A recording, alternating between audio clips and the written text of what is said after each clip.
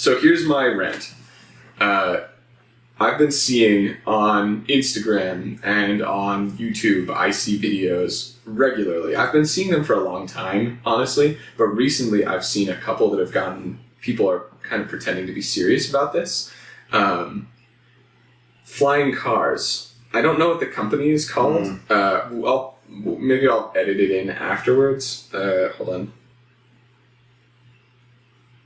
I'm going to find it. First, listen, you just edit out the pause. Flying car. Yeah. Yeah, totally.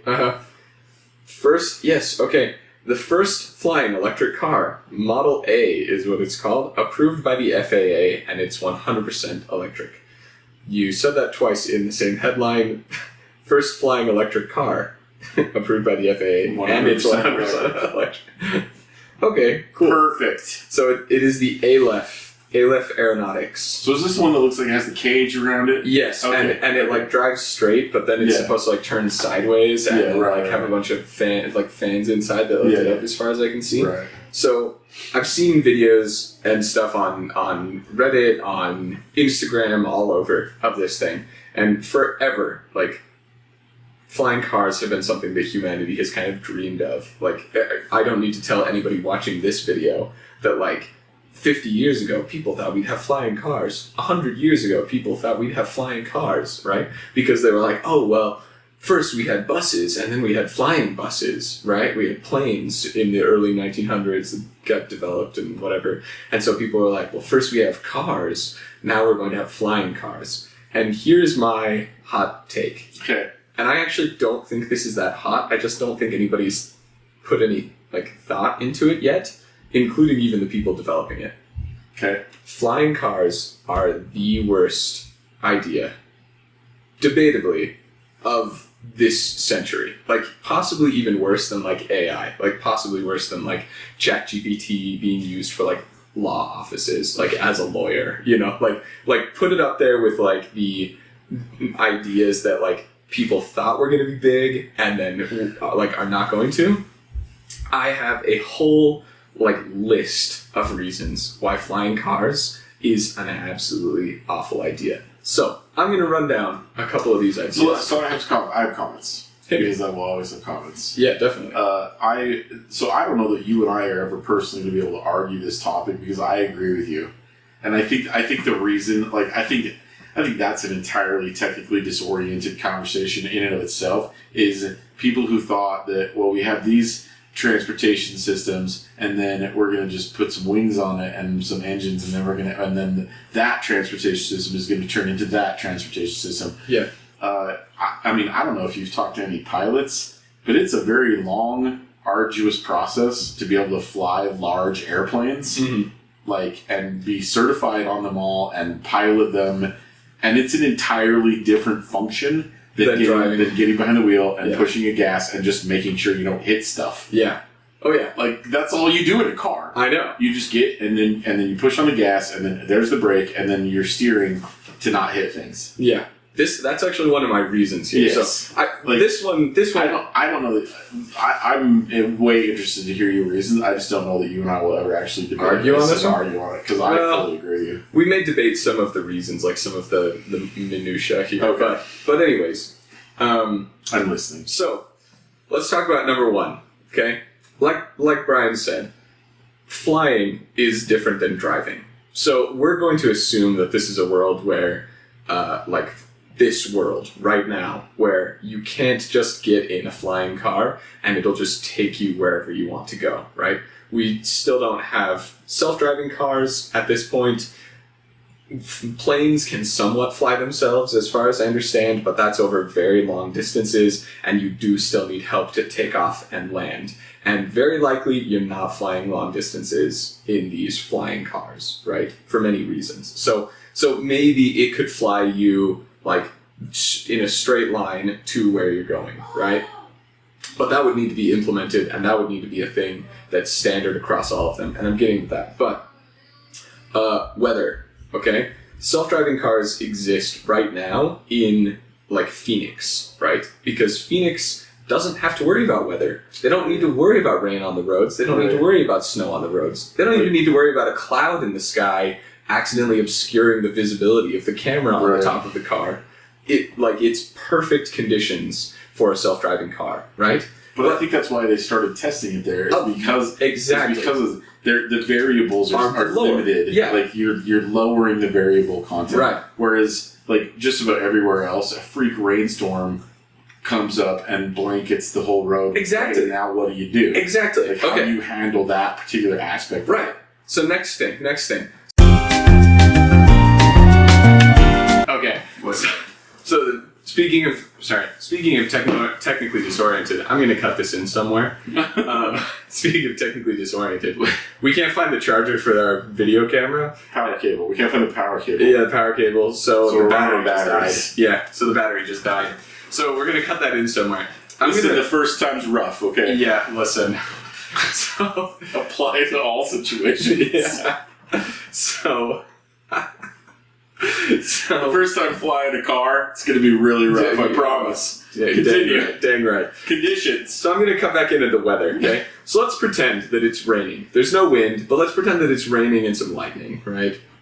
Do you know what happens when it's raining and lightning for planes? Professional pilots who have been flying stuff for many years are used to this kind of thing. They're super careful about it. If there's too much, if they're too much, they'll circle around above the clouds. Or they go up, or they go up, low. or they go down, Yeah. or like they wait until there's like a perfect condition for them to land. Right? Basically, the point is that if it's difficult for professional pilots in much larger vehicles that can fly higher than the clouds and they can avoid that kind of weather, how difficult would that be for somebody who's just flying a freaking sideways iPhone with some fans in the side of it? Yeah. Like, what if you get struck by lightning? Like, what if you, like, and now let's talk about wind, because that is always accompanied by wind, pretty much. And wind can be around without the rain and the lightning and stuff. It makes it so hard to fly, and the wind is going to be a huge factor when you're a tiny little thing that just relies on a couple fans on the side.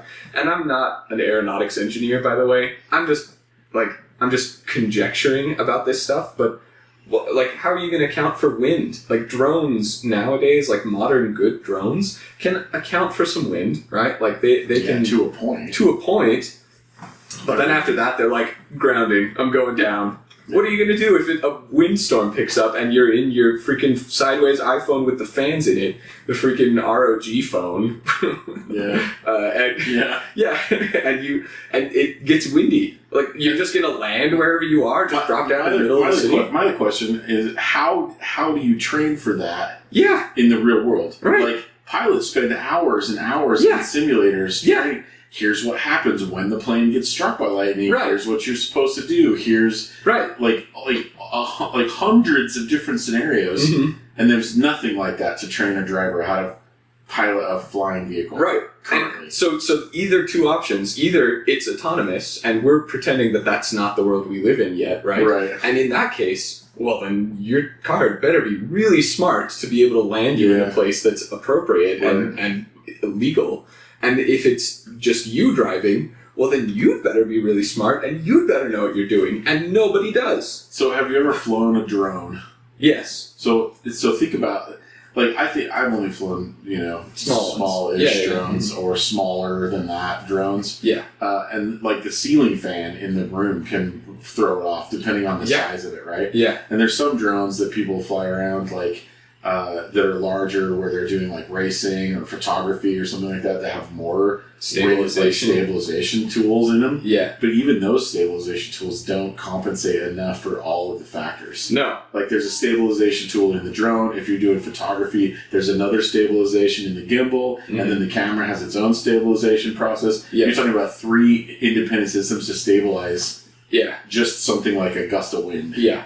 Yeah. And by the way, that was just like, let me grab my phone. That was just complaint number 1, okay? Weather. So, safety for self, okay? So what happens if, because everyone's been in this situation where your car breaks down on the side of the road, okay? My wife's sisters, my sister-in-law has now had this happen with 3 cars in a row. She's had like 3 cars in the course of a year and a half, and all 3 of them have broken down on the roadway. We told her she's just got to buy a Corolla and just accept it. A Corolla. Yeah. Like, that's the answer. Okay, that's safe. That's fine. It's fine. But anyways, We'll have a whole episode on car rants. yeah. But what happens when that situation happens? Your fan, the one fan on the right side, goes out. You're just screwed. You're just screwed. Your car breaks down on the side of the road, and you're just like, oh crap, that's going to be a couple $1,000, and you pull over, coast off the road. hit the OnStar button in your car, and they come and pick it up and tow it. Yeah. And if you've got good insurance, they might even fix it for you, right? If your fan goes out on the side of your car. Which, by the way, this will be a thing that happens. I guarantee it. It'll be all over the news whenever it does, right? Yeah. You just fall out of the sky. You just straight up die. Okay, so they have an ejection process. Cool, so you just dropped a car into a neighborhood. Like, you straight up just bombed a neighborhood with your car. Like, even at 40 feet. Like, even if you're Even only at 40 feet or 20 feet off the ground, Yeah. you're still not You walking just away. dropped a You're lithium not walking battery. away from that. Yeah, you just dropped a lithium battery. Yeah. Into a neighborhood to yeah, get punctured on a flagpole, explode, and catch 4 houses on fire. Like, everyone's seen the videos of the Teslas on the side of the road, which are probably a little blown out of proportion. ICE cars and electric cars. We're not going to get into that. But either way, everyone's seen those But videos. everybody saw the scooters that blew Right. up. Everyone saw the scooters that blew up, right? Yeah. And everyone's going to see the first electric car that falls out of the sky, punctures its battery on a light pole, and blows up a house. Right? Like, Yeah. this is terrible. Okay? Next one is, it kind of leads into that, safety for others. Okay? So, this is my general point on safety for yourself and safety for others. All of yo dumbasses can't drive a regular car in the lines on a road without running into things. Why do you think you're going to be any better in a flying car? Why does anybody... Okay, so there's no lines up there, so there's less to run into. Okay, until everyone has flying cars and are all flying around at a similar altitude, now you can get 2 electric cars in the sky running into each other and then falling into a neighborhood somewhere. Yeah. Right? Yeah. Like, if car crashes are already bad, imagine car crashes where you're constantly running into the roofs of houses instead of the barrier on the side of the roadway. So I'm going to bring up an adjacent one that I think about like people who are feeling a little depressed, Mm-hmm. and then they drive off the road. Like, Yeah. Now you're talking you could bomb a school from the air, Right. which is a huge problem A already. huge problem. Not the bombing from the air, but school. Yeah, exactly. And Danger at school. the funny thing is that's actually my very next point, is that terrorism, like Yeah.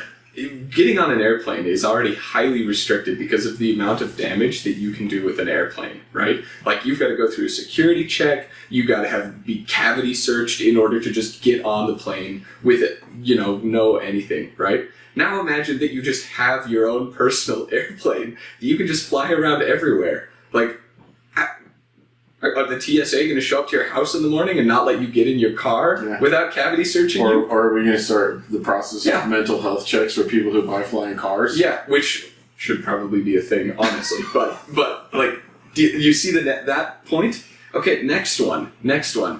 The current cars that we drive are not super efficient. That's part of the reason why. And if you are an environmentalist, or if you're not, I'm not going to try and make any like political opinions here. I'm just going to talk about this. Our current cars are not very efficient, and they dump CO2 into the atmosphere, right? So if you're an environmental-minded person, that's part of the reason why you're moving towards electric cars. Electric cars have a higher CO2 cost up front, but then as you drive them over time, that CO2 cost levels out and drops below what a regular internal combustion engine car would be, right? So now I want you to imagine an electric car that gets absolutely dog crap miles to the gallon, basically. I mean, miles to the kilowatt hour or whatever, right? Like, I looked this up beforehand because I was curious. A small plane, like a Cessna, what does a Cessna get in miles to the gallon, approximately? And the estimates were somewhere in the 15 to 25-ish range, right? Which is like what you would get driving a truck. So in the best case, where the flying cars we have are small planes, you're getting the same approximate efficiency that a truck gets, right? And in the case where it's a helicopter, I looked this up, small helicopters will get under 10 miles to the gallon. So now we're talking a truck towing a boat up a hill kind of efficiency. And in a world where we're trying to make things more efficient and have less CO2 emissions, you have now gone backwards, right? Like you have now made an electric car, which the entire point of was to be environmentally friendly, and then you made it so ridiculously inefficient that it would be better for you to drive a Hummer EV everywhere you go than to fly this thing, right? It boggles my mind, okay? And then, next point, oh yes. This is a thing that I worked at Best Buy. Once upon a time, I was a sales guy at Best Buy. And everyone would always come in and ask about the modem router combos, right? And be like, ooh, that looks cool. Because everyone likes less cables, everyone likes the cleaner look, right? And it's understandable. But the general consensus is those work, but they don't work as well for a lot of purposes as using a modem and a router separately, right? And whenever people ask me about it, what's the difference? Well, I would say, okay, well, the two separate will get slightly better performance usually. You can replace one if one of them goes out instead of replacing the whole system. And they do have more cables, so there's some downside there. But in general, 2-in-1s are not usually an amazing thing. If you make something that does one thing well and then you try and make it do two things, it's probably just going to do those two things worse than if you had one thing that did its own thing, right? So if you try and make a car that can efficiently drive on the road sometimes, which is what this is, and then also can fly as well, it's probably not going to be very good at either of them. It's not going to be an amazing flying experience, and it's not going to be an amazing driving experience. So now you are sacrificing a good driving experience and not getting that great of a flying experience because you're trying to do two things at once. I don't know. Am I crazy about that? Like, no, I don't think you're crazy at all. I think the technology is not there yet. I think these are people that are like at the tip of the spear that are trying to change the dynamic of how we're doing things, and we're not focusing enough on one or the other. We're trying to like broaden the scope of it. Right. You're trying to make it more accessible to more people so they can become more mainstream, so that people will dump more money into the R&D process so they can build more ways to do it better. Mm-hmm. Like I understand that process, but you're 100% right. It's not like you're comboing two different realms of existence. Mm-hmm. And then I think even that goes back to now you're going to learn to drive on the road, and then you're also going to have to learn how to drive in the air. Right. And now you're talking about two different skill sets. Yeah. So now people have to combo their skill sets, and are they going to be proficient at both, or are they going to be more proficient at one and less proficient at the other? True. Like I know in the times in my life, which many years ago, where I rode ATVs or I rode someone's dirt bike or motorcycle, I did not feel personally comfortable doing that. Even after doing it 10 or 15 times, I felt way more comfortable driving a car because you're just used to I'm just more accustomed to doing it. Mm-hmm. So now you're going to go from riding a motorcycle or riding an ATV full time to going to a car or going to the flying side or going to the driving side. Like, it's harder to adapt. Context switching is really what you end up doing. Yeah. Particularly if you're doing it rapidly throughout your day. Like, let's say I'm driving down the road, now I'm going to fly a little bit. Now I'm going to drive down the road, now I'm going to fly a little bit. It's worse to do that and be able to be proficient at the thing. Yeah, true.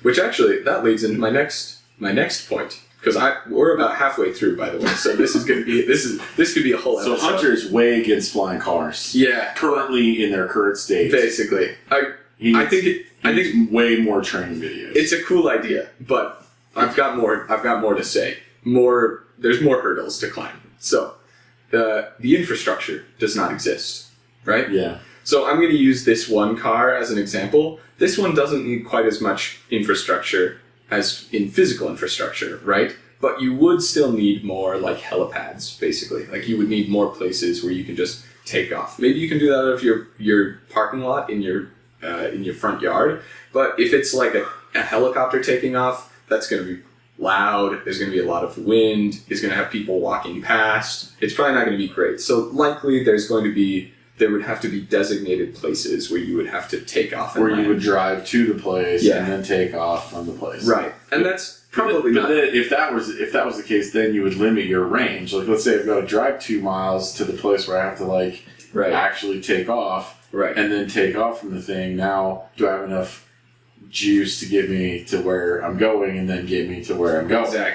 Exactly. And in the case of this particular electric car that we're talking, or this particular flying car that we're talking about, it's not as bad because you could likely just take off and land from a more wide variety of places, a not very busy public street, right? You could probably do it from there and then land back in a not very busy public street. You'd probably want to do it like in larger city areas. There would probably need to be a designated like landing pad, like at a grocery store or something. There would need to be probably some kind of a landing pad. But even in the case where it's minimal infrastructure, like with this particular flying car, the infrastructure still does not exist. Which means that if I buy that car, so let's say I buy that car right now, and I want to go to the grocery store. Well, what do I do with it? Well, I drive it out. Say I live on a pretty quiet suburban neighborhood street, right? So I can drive out into the street and we're assuming, just take off from the middle of the street. And we're ignoring any laws and regulations about this. We're just saying, is it possible, right? You can do that, right? So now, let's say I go to a crowded Walmart, right? Where are you going to land at the Walmart? Are you going to land in the back? Are you going to land on the park strip somewhere where there's nobody driving, but then there's risk of pedestrians being there that you land on, right? So you really need a place to land wherever you're going just to avoid all of that kind of problems. So now is there going to be a landing strip in every single neighborhood that you need to go to? So now we need to build a helipad in every single neighborhood where anybody owns one of these cars and at all destinations where they need to go? Or are we just going to build one in a central location in a downtown area and you land there and then you drive to your place? Well, that just sounds like driving there, but with extra steps. Now you have to drive a mile to get to your helipad, fly, go to the other flying place, land, and then drive another mile and a half to get to the store. Because not everyone's going to want to build an entire helipad in their parking lot, right? Yeah. And all the infrastructure for that. And that's just physical infrastructure, by the way. Right. And we're not even talking about... So let's talk about more physical infrastructure that I just thought of is I think you'd also have to have some sort of safety process 100%. for people that are on the ground. Like 100%. Either some kind of covering or something that they can walk under or something in case you veer out of control and smash into something. Safety stuff. Like you're talking like the pad or whatever landing process you're going to follow probably ought to be 4 or 5 times wider than any other, just in case. Oh yeah, full-size helipad, much larger than a regular car, right? I also think there's a challenge with like testing this kind of process. Like that's a whole infrastructure that you have to build just to be able to test it and figure out how to make this work right. Yep. Mm-hmm. Yeah. And by the way, again, this is just infrastructure for this particular type of flying car. There have been many designs for flying cars with like fold-out wings that are more like an airplane. And we're not even going to get into how stupid those would possibly be. Like, you now have to have an entire airport in every neighborhood and a runway with an air traffic controller and everything, making sure that people are taking their turn. Imagine the truck, the giant Dodge truck that follows you on the freeway everywhere you go. Well, imagine him trying to get on the runway before you. You smack your wings and now you're toast. Now you're toast because you got this extra aggressive person. So now we're talking like people and software and organization infrastructure, which is a whole other thing that would need to happen as well. We're not even going to talk about that. There's another piece of infrastructure that this does not include, and this would be further down the road, obviously, in terms of this particular flying car. Let's say everyone adopted this model of flying car, and so we don't need whole airstrips in neighborhoods. Maybe helipads would be enough. But that's not going to happen because everybody has their own little twist, their own little idea, and right? They want to do it this other way, right? But let's assume for now that happens, right? There's a whole other thing here that is a one layer deeper. We're going deeper on this infrastructure thing. if everyone has a flying car and everyone has basically a miniature helipad in their front yard, basically, right? And we're talking people with houses. We're not even going to talk about people who live in apartments, because like at the beginning, this would be a completely unaffordable thing for the everyman anyway. But like, let's say in the future, 20 years or whatever, that this becomes popular. Most people who own houses just use this, right? Or almost all people. Now you have roads that like no one uses it. That no one uses anymore. A multi-trillion-dollar infrastructure project that every country in the world has had to invest in is roads in neighborhoods that suddenly are just sitting there vacant, falling apart, right? What are you going to do? Are you going to tear up the road and then put more houses in there and then just have like everyone's helipad in their front yard? Are you just going to leave the roads there that nobody uses? Yeah, which infrastructure do you maintain? Which infrastructure do you maintain? Do you maintain the road infrastructure? Yeah. Or do you maintain the flying infrastructure? Yeah, the flying infrastructure. Are we just going to let the roads go to crap? How do countries even afford to do both? Yeah, do you want to start paying taxes for some kind of organizational infrastructure for you to fly your car to work in the morning? And then leave, like cut off most of the roads, right? Because then that means that either you're going to have to start paying double taxes on something that you don't use and one you do use, which everyone knows how famous America is for hating paying taxes. For loving to pay taxes yes, for things they don't do anything with. Yes, exactly. So you're just going to let all of the roads go to crap? Or we're going to spend trillions of dollars tearing up roads and doing something else with them, right? Yeah. Like that whole other thing, okay? So, and we haven't even talked about all of the infrastructure thing, but I need to move on because I still have way more of these, okay? This episode's definitely going to be titled Hunter Hates Flying Cars. Okay, listen, now that we're in the middle of this, I need to preface. I am not opposed to change. You can't say preface. Okay, not preface. We're way down the road. You're right. This is not a preface. This is an disclaimer. This is an interlude. Yeah. Everyone, let's take a brief intermission from Hunter's rant to discuss. I don't hate change, innovation, trying to push the envelope on stuff. I think that's cool. I just think that this one is one that is too much of a harsh shift from one thing to another, that even if we were to do it over the course of 20 years, even if we were to spend, a lot of money on this is not the right direction to be moving, basically, right? Like, anyways, I don't hate flying cars. I think it's a cool idea. I think it's as cool as anybody else does. I just think it's a poor investment of time and money. So, I already mentioned this in the infrastructure portion, but the organization of it, right? The organizations that currently keep flying, like airplanes, secure, operational, efficient, all of those things are like ridiculous, right? In fact, air traffic controller is commonly cited as being like the most stressful job in the entire world, right? And it's not something that we have AIs doing yet. So now I want you to imagine that we need exponentially more air traffic controllers, an already difficult to hire for job. Super stressful job. Super stressful job. And now we need to increase the amount of those exponentially.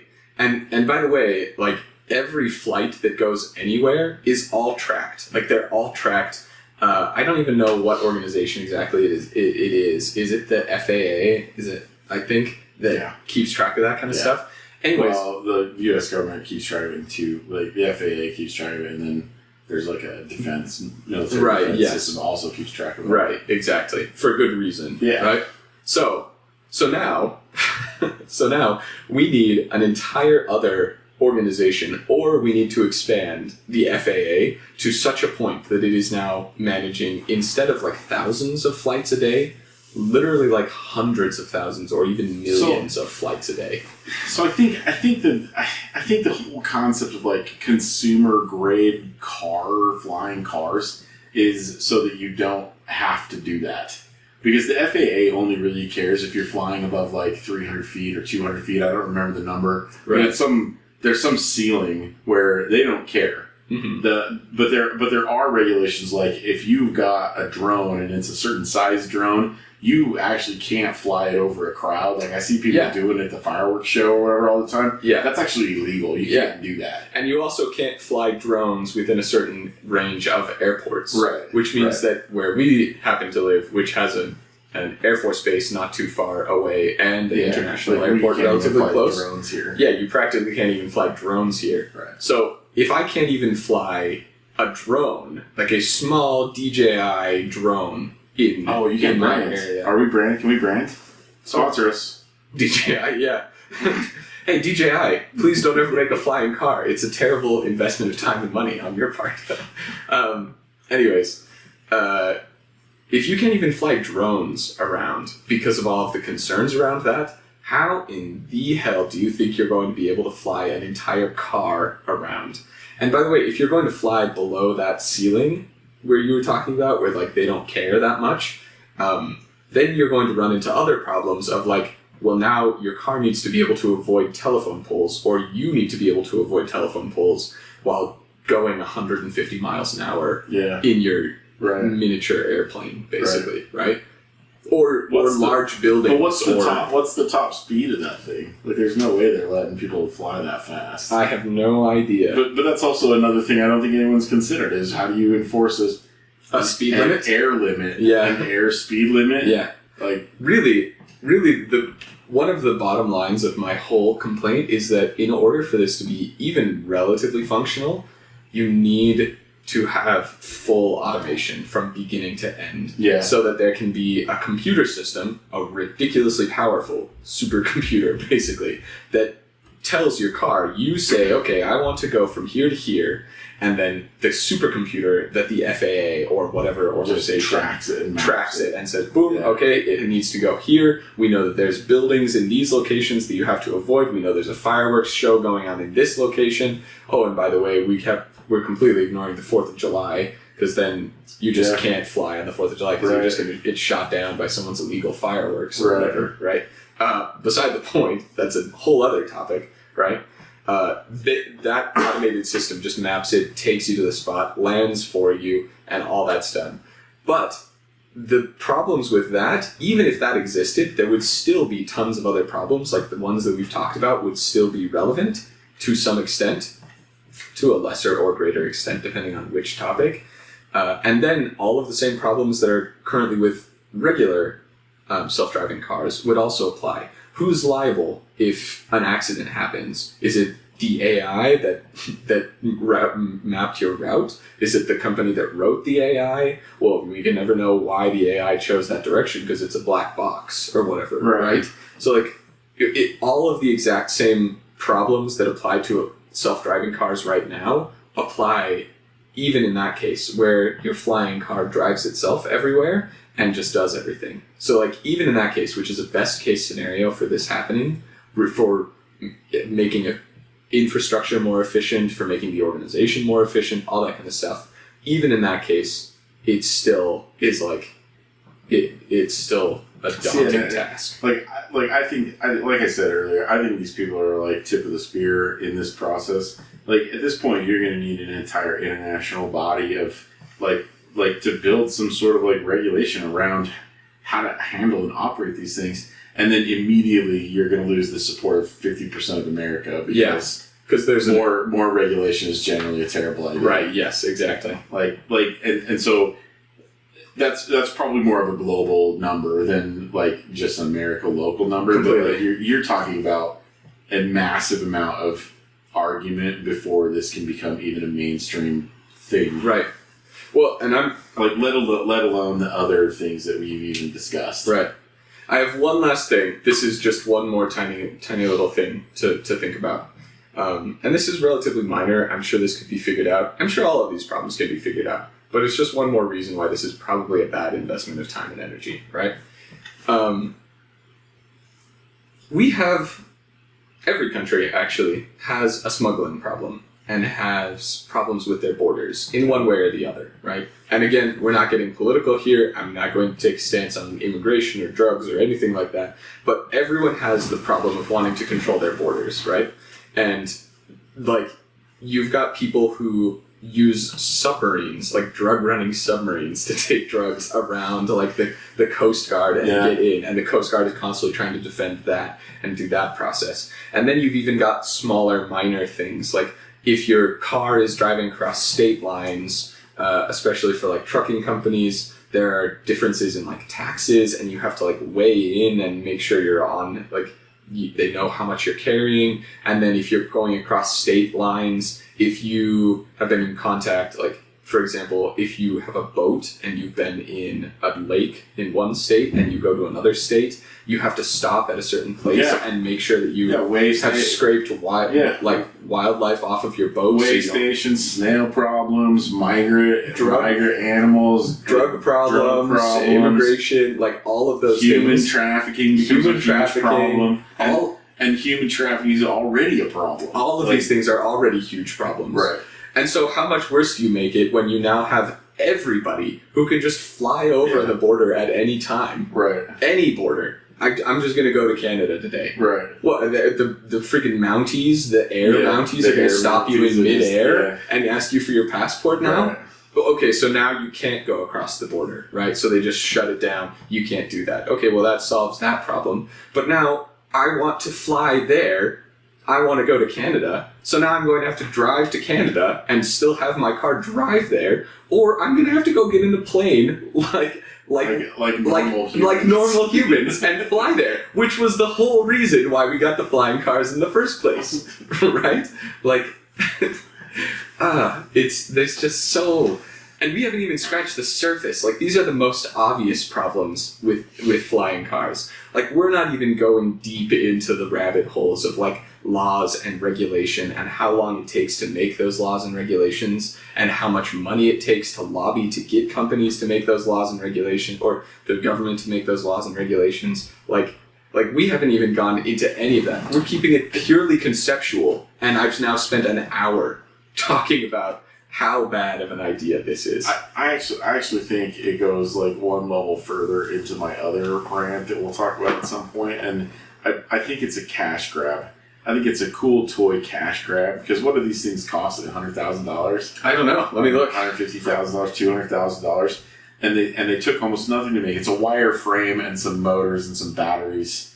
Like, it really doesn't take that much. Like, the R&D is a lot, but it doesn't take that long to actually manufacture the thing. Mm-hmm. So I think these are people that are like, if we can sell 40 of these things, we can all just retire and don't worry about it. Right? Yeah. And I really honestly think it's in that realm more than anything else. Mm-hmm. Like, I really do. I really think it is. Like, and so you're talking about the wireframe one. There's another one that's more of a helicopter-based one that's just a single passenger that has all of those problems, including now you're only hauling one ass around. Yeah. What's the point? Oh, yeah, and again, I think I said this during the course of the rant, but we're assuming best case scenario, like a drone that can take off and land, like, in place. Right. Like, if we're talking those older designs for flying cars with fold-out wings, again, that's got require 400 feet of runway Yes, minimum. that's got its own whole set of things. Like, those can be a little more efficient, so the efficiency problem goes down a little bit,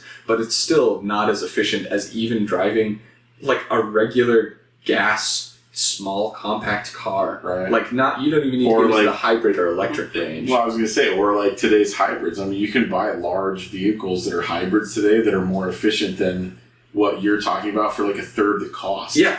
Oh, sorry. I completely forgot.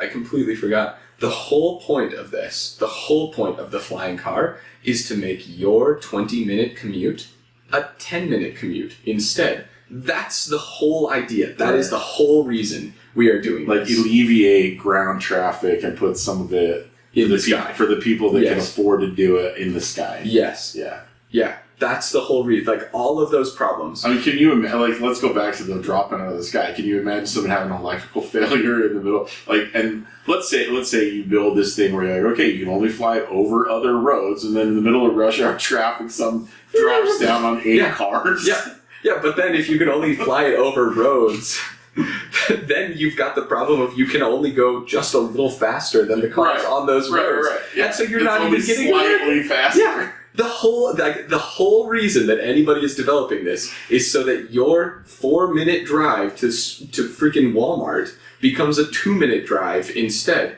Except that if it takes any appreciable amount of time to drive to a place to take off and then go and find a place to land and then drive where you're supposed to go, like, the time benefits are practically gone. Yeah.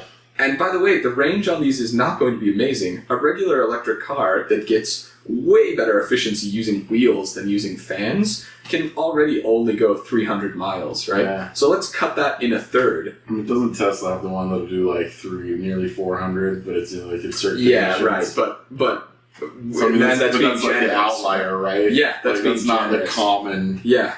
It certainly isn't the common man's Yeah. vehicle. So now let's imagine that you can only fly, especially right now with current battery technology, you can only fly 75, 80 miles. Right. So now, when you go visit your family that lives an hour away, Yeah. now you have to land your car in their parking lot or in their cul-de-sac or whatever, Plug it in. plug it in, and hope that you are there hanging out with the family for long enough to charge and get back home. But how many passengers does that one hold? I think it's just the one. Let me look. Is it 1, 2, or 4? Because now you're talking about this is an even more like limited scope of how many, like, if you can't haul people, it's definitely not going to be an even small family couple's car Yep. vehicle.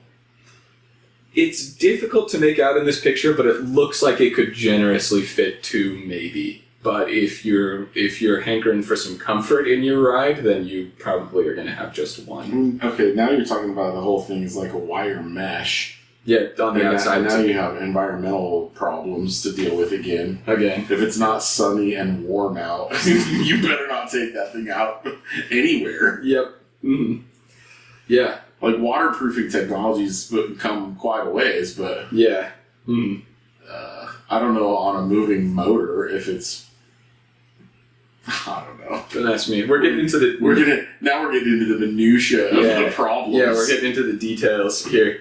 So, anyways, all of that is to say, nobody needs to build out ridiculous infrastructure, spend way more money than anybody actually needs to spend. push that spend down into the population of humans. That's what would happen. Yes. Just to get you to work 10 minutes faster than you currently get to work. Yeah. That is ridiculous. Like, we could literally we proved it during the pandemic. More people can just work from home, and you just don't need to go to work, and that eliminates the entire reason to have an electric car anyway, or a flying car. The electric car is a different discussion, but a flying car anyway. Like, if we just were to make the small shift in our mindset that people don't need to sit in an office all day to get their work done, which a lot of places already do, but a lot of places have shifted back. But if we just said, no, people don't really need to be in an office, it's not really necessary, you can come in sometimes for large group activities, whatever, Right. Then, like, the vast majority of the reason to own a flying car right now just goes away. And it requires way less money, way less infrastructure change, way less training, way less everything to implement that change. Everyone just has to have a laptop and internet at their house, which everyone already does pretty much. So, it's stupid. And by the way... And rant. Yes. Aleph Aeronautics, if you're watching, if this ever makes it to anybody who works at this place, which would be incredible. But I am so sorry for having taken a dump all over all of your ideas. I think they're cool. I just think they're unnecessary, too expensive, too much time, too much effort.